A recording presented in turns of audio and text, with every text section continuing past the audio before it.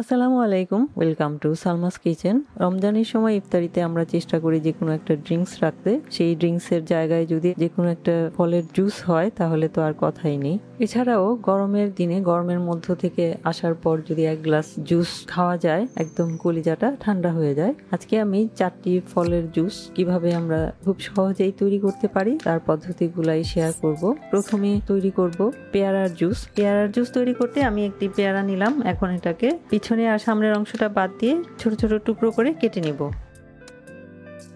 পেয়ারাটা এরকম ছোট ছোট টুকরো করে কেটে নিলাম। এবার এটাকে ব্লেন্ডারের জারের মধ্যে নিয়ে নিব। সেই সাথে নিয়ে নিব 1 মুঠো পুদিনা পাতা এবং একটা কাঁচামরিচের 8/1 অংশ, অর্থাৎ অল্প একটু কাঁচামরিচ আমি দিব জাস্ট ঘ্রাণের জন্য, এবং হালকা একটু কাঁচামরিচের ঝাঁঝ আসবে, সেটাতেই জুসটার স্বাদ অনেক ভালো হবে। এটুক পরিমাণ কাঁচামরিচ আমি দিয়ে দিলাম। এখন এর মধ্যে দিয়ে দিব চায়ের কাপের 1 কাপ পরিমাণ পানি। এবার এটাকে ভালো করে ব্লেন্ড করে নিব। ব্লেন্ড করে নিলাম। এখন এটাকে ছেঁকে নিব। একটা বাটিতে স্ট্রেনার নিয়ে এর মধ্যে আমি জুসটা ঢেলে দিলাম। এখন এটাকে ছেঁকে নিব। এবারে ব্লেন্ডারে জারে 1 কাপ পরিমাণ পানি দিয়ে এটা এর মধ্যে দিয়ে ছেঁকে নিব। এখন এই ছেঁকে নেওয়া জুসের মধ্যে দিয়ে দিব 1 চা চামচের 4/1 ভাগ পরিমাণ বিট লবণ, 1 চা চামচের 4/1 ভাগ পরিমাণ খাবার লবণ। লবণটা যার যার স্বাদ অনুযায়ী অ্যাডজাস্ট করে নিলেই হবে। সেই সাথে দিব চিনি। চিনিটাও যার যার স্বাদ অনুযায়ী দিয়ে নেবেন। দিয়ে এবার মিলিয়ে নিব। মিলানো হয়ে গেলে এখন এটাকে ঢেলে নেওয়ার পালা। আমি মিষ্টি আর লবণটা চেক করে নিয়েছি, আমার স্বাদ অনুযায়ী ঠিক আছে। আপনারা যার যার স্বাদ অনুযায়ী চিনি এবং লবণ অ্যাডজাস্ট করে নেবেন। এখন এটাকে আমি একটা মেজারমেন্ট মগের মধ্যে ঢেলে নিচ্ছি। এবার গ্লাসে ঢেলে নিব।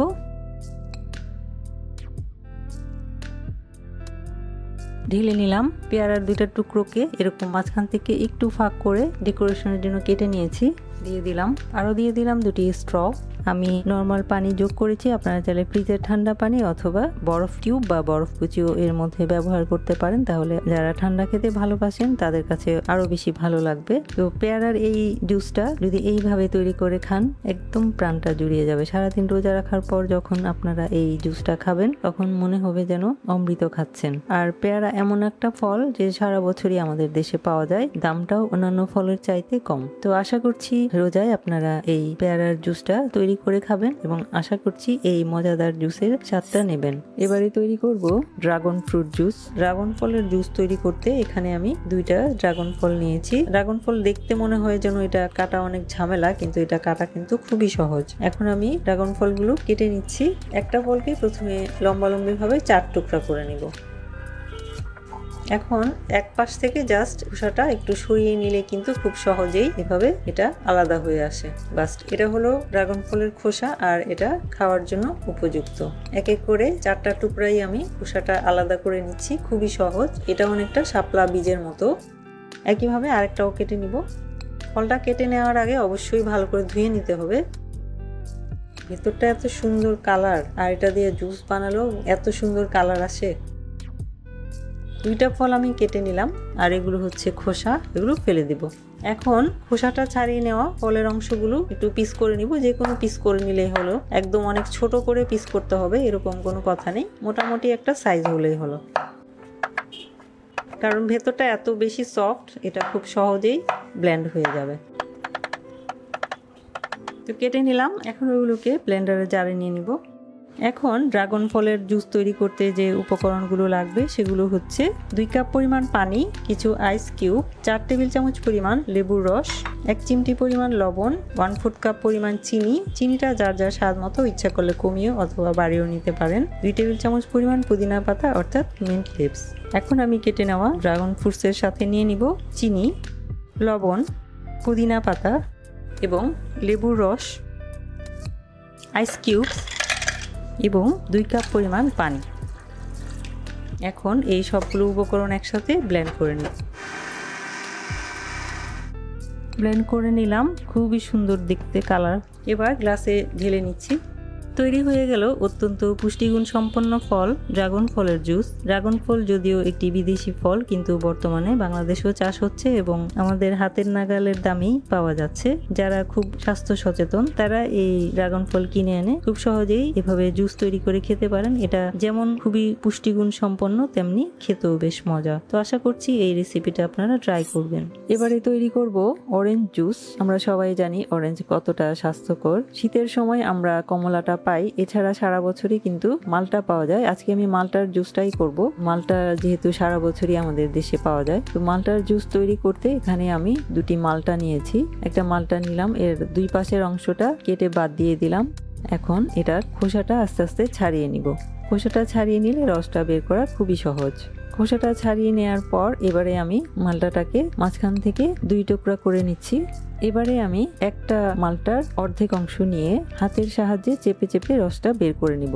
একটা বাটির মধ্যে স্ট্রেনার দিয়ে তার মধ্যে আমি হাতের সাহায্যে চেপে চেপে রসটা বের করে নিব। এটা খুবই সহজ একটা পদ্ধতি। এভাবে করে নিলে রসটা একদম অপচয় হয় না এবং সহজেই জুসটা বের করে নেওয়া যায়। তো এভাবেই আমি জুসটা হাতের সাহায্যে একদম চেপে চেপে শেষ পর্যন্ত এক এক করে দুইটা মালটারই জুস বের করে নিলাম এবং এই হচ্ছে দুইটা মালটারই ছাবার অংশ।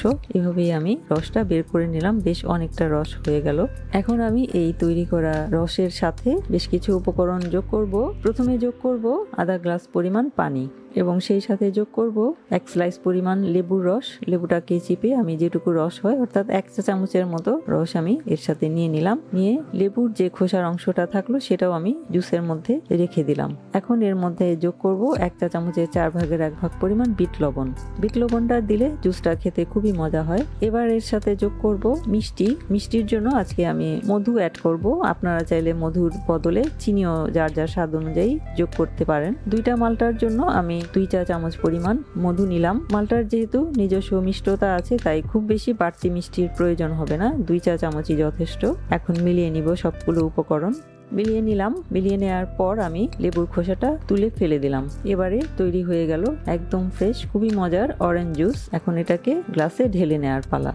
আপনারা চাইলে এর সাথে আইস কিউবও যোগ করতে পারেন, তাহলে আরো ভালো লাগবে খেতে। এভাবে আপনারা ইচ্ছা করলে ইফতারিতে অথবা অনেক গরমের মধ্যে এই জুসটা খেতে পারেন, একদম কলিজাটা ঠান্ডা হয়ে যাবে। তো আশা করছি আপনারা এই জুসের পদ্ধতিটা ট্রাই করবেন এবং আশা করছি ভালো লাগবে। এবারে তৈরি করব আনারসের জুস। আনারসের জুস তৈরি করতে এখানে আমি একটি মাঝারি সাইজের আনারসকে ভালো করে ধুয়ে খোসাটা ছাড়িয়ে নিয়েছি এবং খোসাটা ছাড়িয়ে আনারসের যে চোখ থাকে সেই চোখগুলো আমি ছুরির সাহায্যে এভাবে কেটে নিয়েছি। সাধারণত আনারস খাওয়ার পর আমাদের মনে হয় যে জিহ্বা ছিলে গেছে। চোখগুলো যদি এভাবে কেটে ফেলে দেওয়া হয় তাহলে কিন্তু সেরকম হয় না। সেই সাথে নিয়েছি একটি কাঁচামরিচ। এই আস্ত কাঁচামরিচ আমি দিব না, এই একটা কাঁচামরিচের 4 ভাগের 1 অংশ বা তার চেয়ে কমও দেওয়া যায়। কেউ যদি না চান, না চাইলে নাও দেওয়া যাবে। এটা দিলে একটু সামান্য একটু কাঁচামরিচের ফ্লেভারটা হলে খেতে আরো বেশি টেস্ট হয়, তাই আমি দেই সব সময়। আমি যে পদ্ধতিতে বানাই সেটাই আমি আজকে আপনাদের সাথে শেয়ার করছি। আপনারা চাইলে কাঁচামরিচ নাও দিতে পারেন। এখন আমি একটা ব্লেন্ডারের জারের মধ্যে প্রথমে কেটে নেওয়া আনারসগুলি নিয়ে নিব। এখন এর মধ্যে আমি একটা কাঁচামরিচের 4 ভাগের 1 অংশ কেটে নিব। আপনারা যদি ঝাল বেশি খান তাহলে অর্ধেকটাও দিতে পারেন। আমি যেহেতু বেশি ঝাল খেতে পারি না তাই আমি অল্প পরিমাণেই দিচ্ছি, শুধু ফ্লেভারের জন্য। এখন এর মধ্যে দিয়ে দিব নর্মাল চায়ের কাপের 1 কাপ পরিমাণ পানি। আমি এখানে ফ্রিজের ঠান্ডা পানি অ্যাড করছি। এবারে ঢাকনা দিয়ে আনারসটাকে ব্লেন্ড করে নিব। ব্লেন্ড করা হয়ে গেলে এখন ছেঁকে নিব। ব্লেন্ডারের জারটার মধ্যে সামান্য একটু পানি দিয়ে সেটা ধুয়ে ব্লেন্ড করা আনারসের সাথে নিয়ে এবারে স্প্যাচুলা দিয়ে নেড়েচেড়ে জুসটা ভালো করে ছেঁকে নিব। এভাবে নেড়েচেড়ে স্ট্রেন করলে পরে খুব তাড়াতাড়ি জুসটা ছেঁকে নেওয়া যায়। স্ট্রেনারটা অবশ্যই একদম চিকন ছিদ্রওয়ালা স্ট্রেনার হতে হবে, তাহলে ছাঁকাটা সুন্দরভাবে হবে।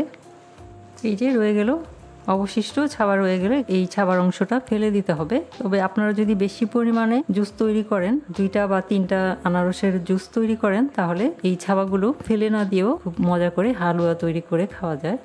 এই হলো ছেঁকে নেওয়া আনারসের জুস। এখন এর মধ্যে অ্যাড করব পছন্দ মতো চিনি। যে যেরকম মিষ্টি খেতে পছন্দ করেন সেই অনুযায়ী চিনি অ্যাড করবেন। আর যদি ডায়াবেটিসের পেশেন্টের জন্য জুসটা তৈরি করতে চান তাহলে চিনি অ্যাড করার দরকার নেই।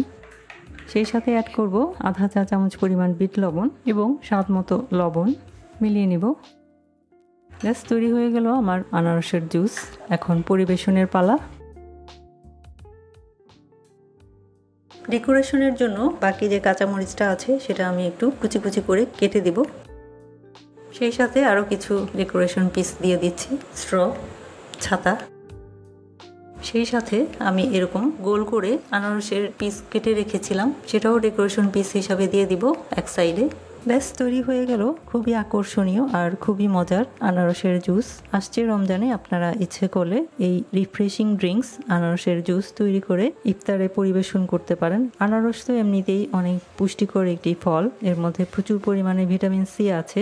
ইফতারিতে যদি আমরা এভাবে আনারসের জুস তৈরি করে খাই, খেতেও যেমন মজা লাগবে সেরকম আমরা অনেক বেশি পরিমাণে ভিটামিন সিও এই জুস থেকে পেতে পারবো। আর আনারস আমাদের একদম সহজলভ্য একটি ফল। এখন সারা বছরই প্রায় ভ্যান গাড়িওয়ালা মামাদের কাছে আনারস পাওয়া যায়। 30 থেকে 40 টাকা দামের মধ্যে যে আনারসটা পাওয়া যায় সেটা দিয়েই আমি আজকে 2 গ্লাস পরিমাণ আনারসের জুস তৈরি করতে পারলাম। খুবই হেলদি আর খুবই রিফ্রেশিং একটি ড্রিঙ্কস। তো আশা করছি আপনাদের কাছে ভালো লাগবে।